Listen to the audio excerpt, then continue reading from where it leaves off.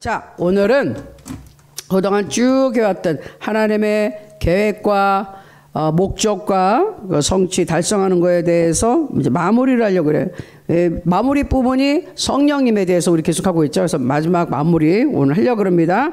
자, 처음부터 볼게요. 다시 한번 우리 가장 주제가 되는 하나님의 말씀 예레미야서 29장 11절을 가지고 여러분 마음에 확실하게 새겨야 돼요.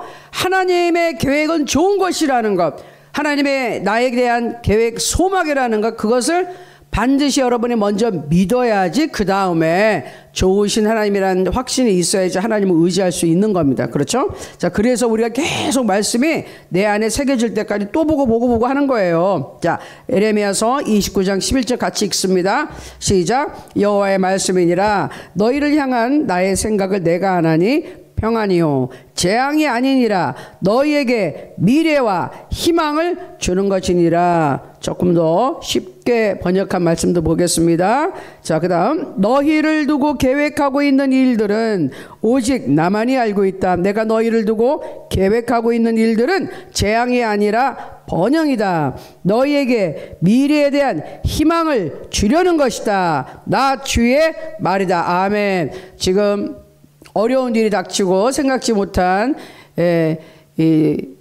수재를 당한 분들도 계시고 어려운 일이 와가지고 당황하는 분들도 계세요. 항상 그래요. 그렇죠? 사고나 뭐 이런 사건들은 온다고 그러기를 갑자기 찾아오는데 중요한 것은 그때 우리가 하나님을 신뢰하고 믿고 의지하고 있으면 그 어려운 일이 왔는데 잘 넘어갑니다. 아멘. 그게 하나님이 있는 사람과 없는 사람의 차이예요. 우리가 이 죄가 가득한 망가진 세상에 살다 보니까 똑같이 어려운 일을 당하는 거예요. 예수님을 믿던 안 믿던. 그런데 결과가 달라요.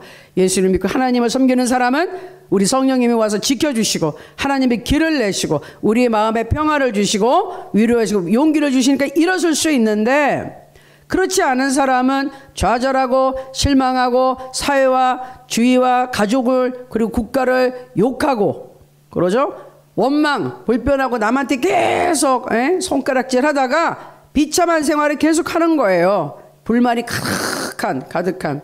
어저께 우리 여기 교회 보면 바로 옆에 마트가 있어요. 가게가. 근데 거기 특별히 과일을 맛있는 걸 이렇게 준비해 놓으셔가지고 거기 여자 사장님이 이제 계신데 중년에 그분 또 전도도 할 겸 제가 열심히 꾸준히 꼬박꼬박 가서 일주일에 한 번씩은 꼭 과일도 사고 좀 이러거든요.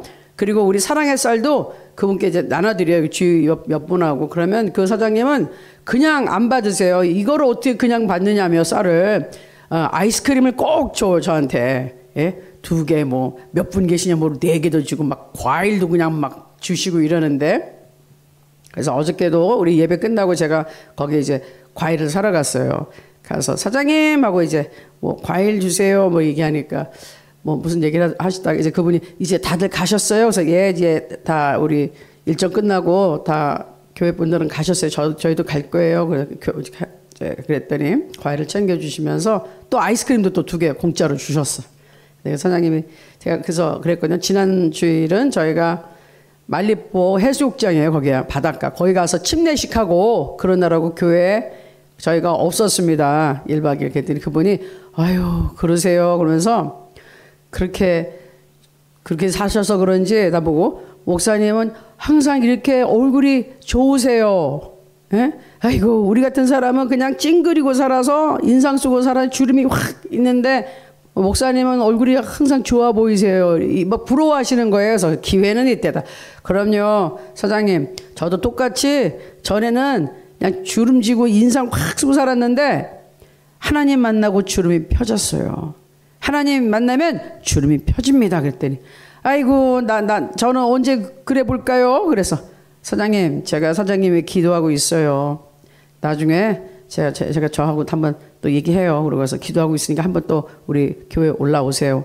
근데 이분이 남편이 허리가 아프시대요. 그래서 혼자 가게를 운영하는데 아침 일찍 나와가지고 밤 11시 반 12시에 들어가시는 거예요. 혼자 하루 종일 거기 계시더라고요. 그러면서 너무 이제 삶이 힘들어. 그 푹푹 찌는 여름에도 선풍기 하나 틀어놓고 계시더라고요. 저기 에어컨 없어요. 그래서 제가 집중적으로 이제 기도를 했는데 그분의 말씀, 이렇게 다 힘들고 우리는 인상 쓰고 주름지고 사는데 목사님은 얼굴이 참 항상 좋아 보여서 제가 굉장히 감사했어요. 기뻐했어요. 이분의 눈에 내가 얼굴이 평안하고 기뻐 보이는구나. 할렐루야. 그런데 그분이 이게 하나님을 믿어서 그런가? 목사님은 얼굴이 좋아 보여요. 할렐루야. 아멘.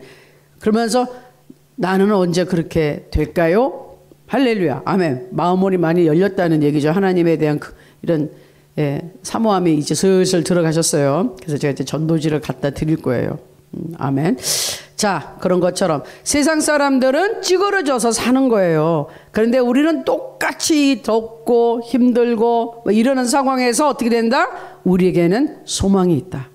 장래일에 희망이 있다. 아멘. 왜? 하나님의 뜻을 아니까. 아멘. 다시 봅니다. 우리가 슬라이드 4번에 어떻게 된다고요? 하나님의 뜻이 반드시 이거다고 여러분 믿으셔야 돼요. 아무리 현재 지금 어려운 일이 닥쳤다 할지라도 하나님이 나한테 고난을 주고 나를 때리는 것이고 나를 못살게 굴고 이거는 마귀가 하는 짓이지 하나님이 하는 일이 아닙니다. 그래서 하나님이 하시는 일은 우리에게 평안을 준다, 번성하게 한다, 잘되게 한다, 성공하게 한다. 아멘. 여러분이 여러분의 자식을 보고 망해라, 죽어라 그러면서 막 때리고 이러면 정신병자 아니겠어요? 예? 자기 친자식을 너는 망해야 돼, 너는 죽어야 돼, 고생 죽도록 해봐라. 이거는 부모가 아니죠. 그 제정신이 아닌 사람이에요. 귀신이 들어가서 획가닥한 사람이지. 정상적인 부모라면 하나님이 주신 마음에 있어서 그렇지 않거든요. 보니까 동물들도 자기 새끼들은 아주 목숨을 걸고 필사적으로 보호하는데 사람은 더 하잖아요. 그런데 어떻게 하나님이 우리를 만드신 이 부모의 관계를 만들어주신 하나님이 우리가 고생하고 망하고 고난받고 그러라고 우리한테 재앙을 주시겠어요? 그건 하나님의 뜻이 아니에요. 하나님 아니에요.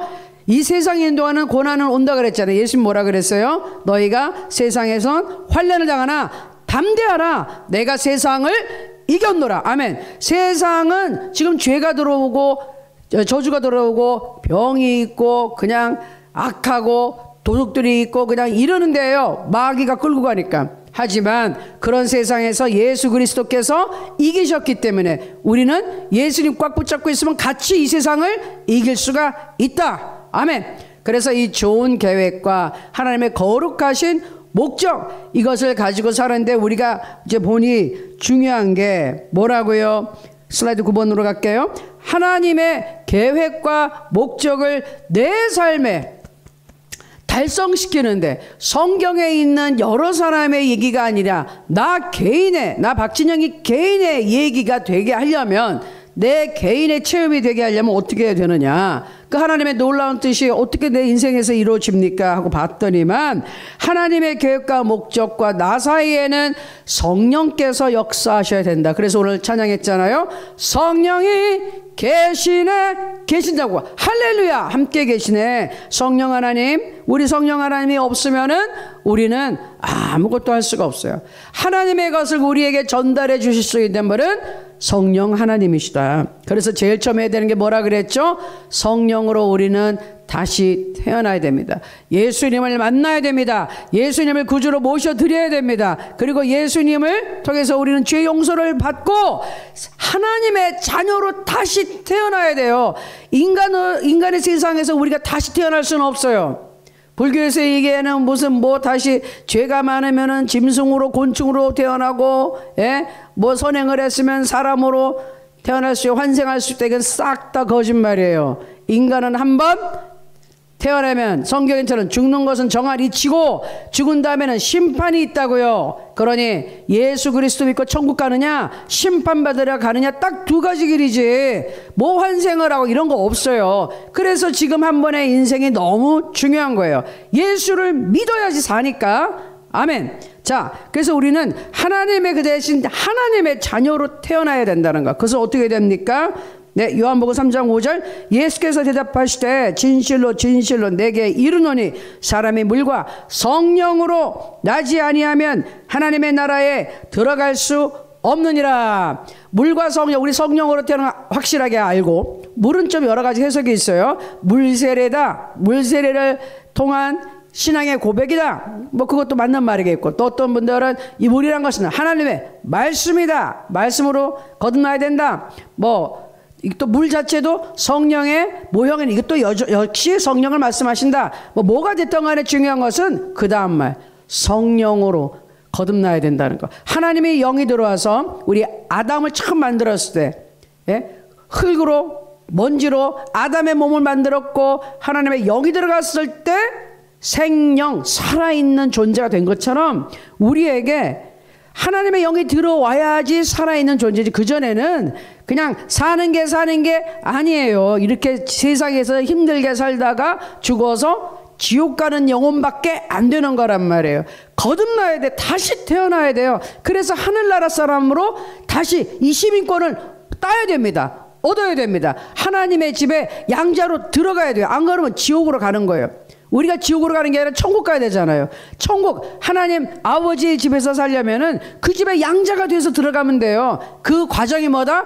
예수 그리스도를 통해서 양자가 되는 법적 절차를 받아가지고, 하늘나라의 이름에 딱 올라가면, 하나님 호적에 하나님의 가족으로 이름이 올라가면 나는 양자가 되는 거예요. 그게 예수님을 영접해서 죄 용서를 받고 깨끗하게 돼서 죄인의 죄에서의 옷을 싹 벗고 하나님 왕궁의 옷으로, 왕의 자녀의 옷으로 싹 갈아입고, 예수님의 그걸 의라고 그러죠. 예수님의 깨끗함으로, 예수님의 죄 없으심으로 싹 다 갈아입고 하나님의 자녀로 살아가는 것이에요. 아멘. 하나님의 자녀인데 이 땅에서 잠시 머물고 우리 할 일을 하는 것이 믿는 사람들의 사명인 것이죠. 자, 그 얘기하는 겁니다. 자, 바로 사도행전 2장 38절. 베드로가 이르되 너희가 회개하여 각각 예수 그리스도의 이름으로 세례를 받고 죄사함을 받으라. 그리하면 성령의 선물을 받으리니. 아멘. 이것만 믿으면 성령이 그냥 임해요. 방언이 그냥 터져요. 왜? 예수님이 영접했어요? 그럼 죄사함, 예수님 죄 용서해 주셨잖아요. 이미 십자가에서. 그걸 믿으면 돼요. 그럼 성령을 선물로 받는데요. 그러면 성령님을 나한테 선물로 주세요. 감사합니다. 그래서 성령님 내게 임하소서 하면은 성령께 거듭남과 또 동시에 성령이 강력하게 임해서 그 자리에서 성령을 받고 그 표적으로 방언을 하기 시작하는 거예요. 눈에 보이지 않는 성령 하나님이 우리 안에 들었던 거 어떻게 합니까? 기분으로 하나요? 느낌이 좀 달랐어요. 뜨거웠어요. 그거 가지고 안 돼요. 느낌으로는 안 되는 거예요. 느낌은요, 우리가 세상의 음악을 들어도, 세상의 드라마를 봐도 느낌이 있고 울고 감동하고 그럴 수 있어요. 그런데 하나님은 영이세요. 느낌은 혼의 감정이에요. 여러분의 느낌이 좀 좋았다 해서 그게 성령 충만한 게 아니거든요. 표적으로 나와야 된단 말이에요. 성령이 매면 내가 전에 할 수 없었던 하나님의 언어가 시작이 된다는 건, 성령께서 말하게 하심을 따라 내가 할 수 있는 표적이 강력하게 나타나는 겁니다. 그래서 그 다음 슬라이드 보면 정리가 되어 있죠. 성령으로 거듭나는 작업은 죄를 회개합니다. 회개한다는 것은 내가 깨닫고, 하나님, 내가 하나님을 모르고 살았습니다. 죄인으로 살았습니다. 그러나 이제 내가 하나님 앞에 갑니다. 하나님 나를 받아주세요. 예수님이 내 죄를 짊어지시고 저주를 한 몸에 받으시고 십자가에서 못 박혀 죽으시고 나 때문입니다. 내 죄 때문입니다. 그것을 제가 인정합니다. 예수님을 구주로 모시고 저는 예수님만 위해서 하나님의 자녀로 살겠습니다. 고백하는 순간 여러분이 하나님의 자녀가 되는 겁니다. 그때 성령님이 들어오시는 거예요. 성령님은 죄가 없는 사람한테 오는 거예요. 어떻게 죄가 없어요? 예수님을 믿는 자에게 오는 것입니다. 자, 그 다음에 중요한 게 14번에 성령의 충만을 받으라. 여기에는 성령 세례 금방 얘기한 것, 그리고 성령 충만을 유지하는 것이 있어요. 유지하는 것이 있는데, 중요한 것은 우리가 사도행전 2장에 하나님 말씀, 자, 성령 오순절에 사람들이 다 임했어요. 기도를 한 120명이 모여서 열심히 하고 있어요. 근데 갑자기 바람 같은 소리가 슈 나더니만 불의 사람의 혀같이 생긴 모양인데 불덩이인 거예요. 눈에 다 보이는데 그게 한 사람 이렇게 딱 이렇게 영적인 눈이 열려서 보이는데, 그러더니만 혀를 사로잡아서 혀의 모양이 뭐죠? 혀를 사로잡아서 혀에 하나님께서 이제 역사하시는 거예요. 그리고 여태까지 하지 못했던 알아들을 수 없는 말로 막 하는데 하는 사람은 모르는데 그 당시 이건 처음에는 전 세계 각국에서 모인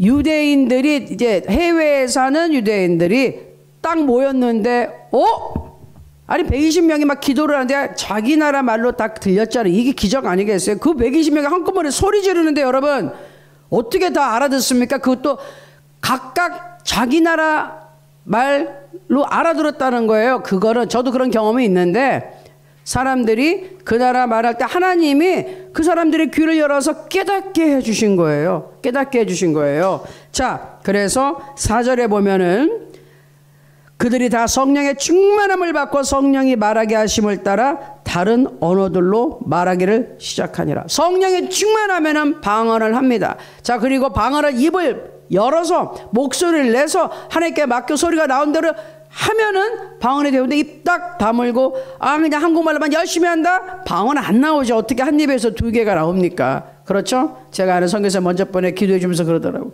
입을 안 벌리는데 어떻게 방언이 나오냐? 방언이 귓구멍으로 나오겠냐? 그 말씀을 하셔서 얼마나 웃겼던지. 맞아요. 입 다물고 있는데 어떻게 방언이 여기로 나오겠어요? 입으로 나와야지. 입을 열어야지. 자, 사도행전 19장 2절에 보면 믿을 때 성령을 받은 게 굉장히 중요한 거. 믿는다 그러면서 진짜 성령 받은 거 맞아? 거듭난 거 맞아? 성령 충만함 받았어? 안 그러면은 너는 믿는다고 생각할지 모르지만 거듭나지 않았을 수 있다요. 교회에 그런 사람이 너무 많아요. 그게 문제인 거예요. 나 예수 믿어. 근데 여기도 믿지. 성령이 안 들어오셨는데 제대로 회개하고 예수님을 진짜로 영접한 적이 없어요. 말만 하는 거지. 예수님하고 만난 적이 없어. 개인적으로 예수님이 내 안에 들어와서 내가 죄를 깨닫게 하고 하나님 앞에 내가 죄인인 걸 깨닫고 무릎을 꿇고 울고 하나님 앞에 용서를 구하고 이런 작업이 없었으면 거듭나지 못했단 말이에요. 그리고 중요한 거 예수님이 그랬잖아요. 복음을 전파라 그랬지만 반드시 너희가 위로부터 내려오는 권능을 받고 성령을 받고 전파하러 나가라. 그냥 나가면 안 된다. 성령 받아라. 복음을 알고 예수님을 믿으니까 능력 없이 나가면은 안 된다, 망한다, 실패한다, 전도 한 명도 못하고 오히려 핍박받고 무너지고 넘어지고 믿음을 포기한다. 베드로같이 예수님을 부인할 수 있고 유다같이 딴짓하고 예수님 팔아먹고 자살하고 이런 사건 벌어진다는 거예요. 도망가고. 자, 그래서 중요한 게 너희가 믿을 때 성령을 받았느냐? 성령을 받아야 돼요. 반드시 성령 충만함이 있어야 돼요. 성령 한 번 받고 끝나는 게 아니라 유지하는 것이 굉장히 중요합니다. 그래서 20번 슬라이드 보면 성령 충만의 유지.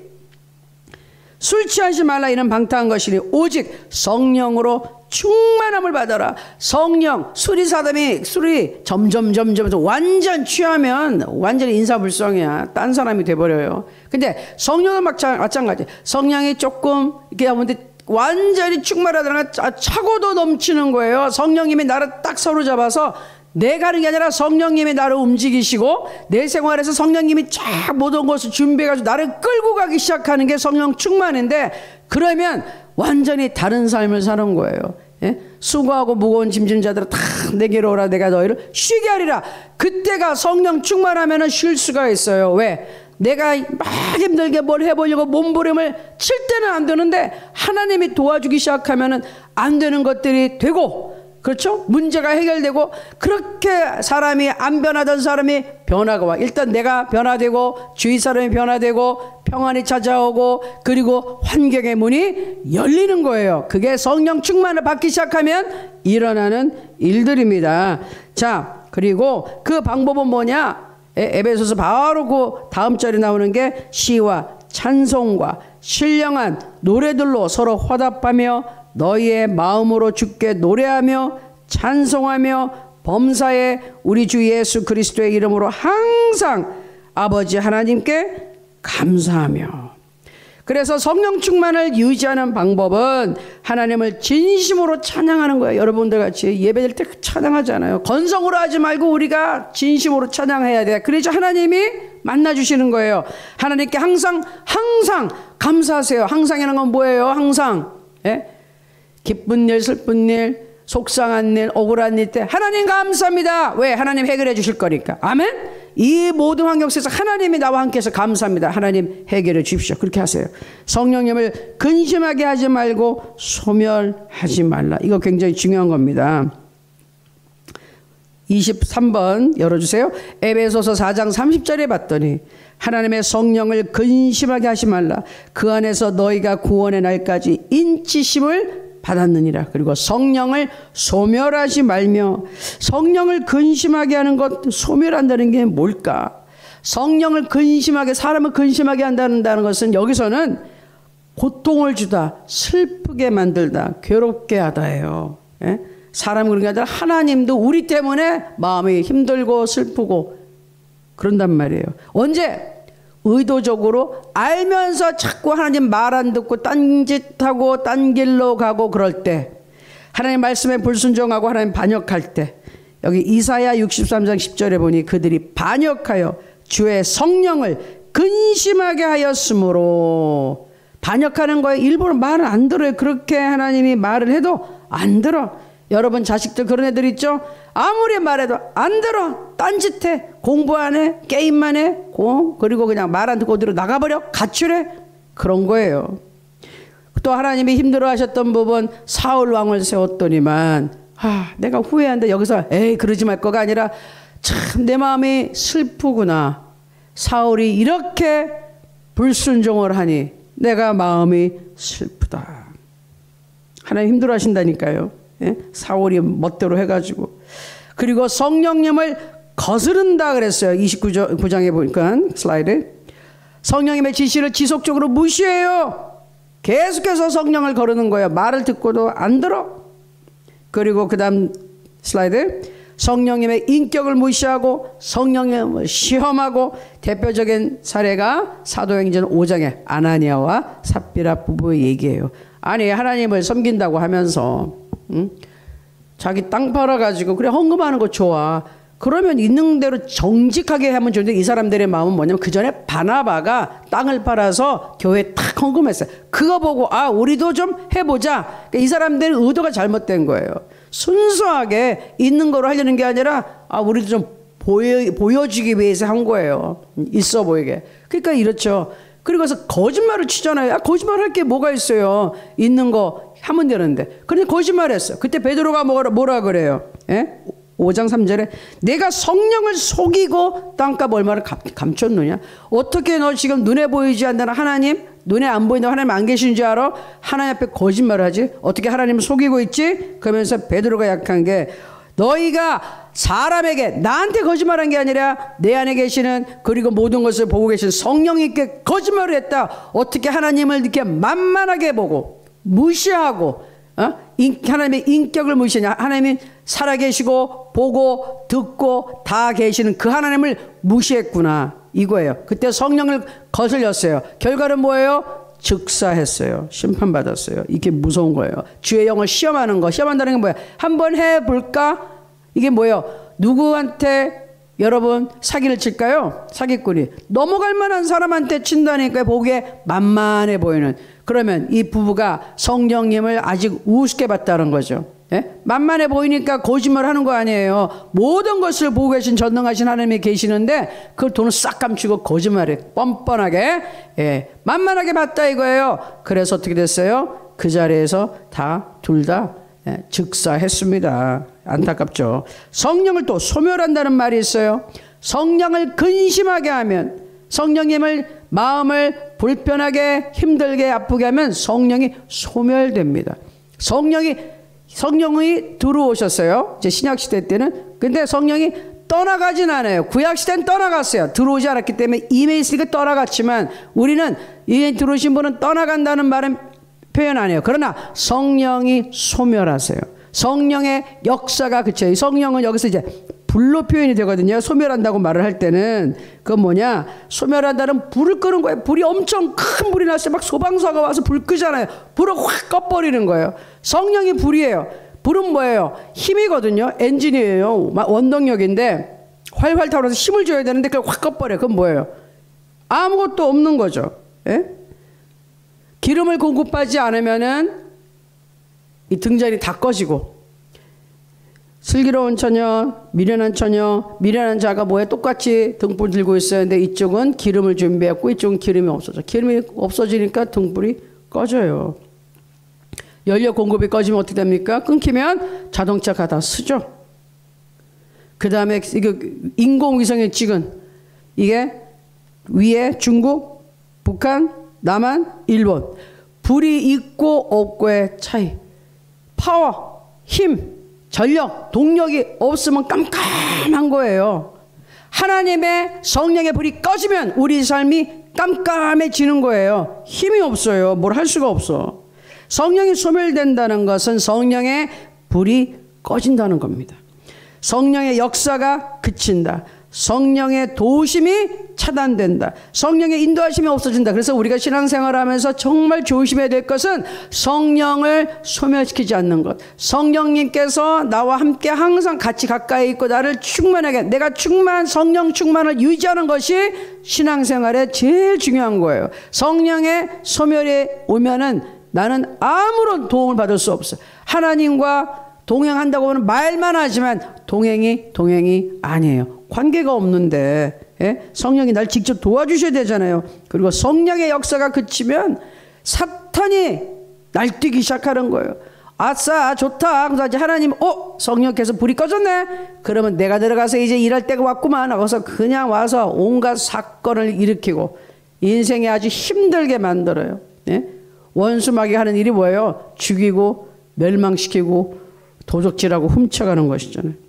성령의 충만을 받아야 돼요. 성령 충만을 받는 방법은 뭐냐? 가장 기본적인 건데 우리는 이것을 기본에 충실할 때 성령 충만이 있는 겁니다. 첫 번째, 우리가 아까 본 말씀 회개하고 죄의 사함을 받는 거예요. 그리고 신앙생활하고도 예수님 믿는다고 내가 죄가 깨달아질 때는 여러분 주일날까지 기다리는 거 아니에요.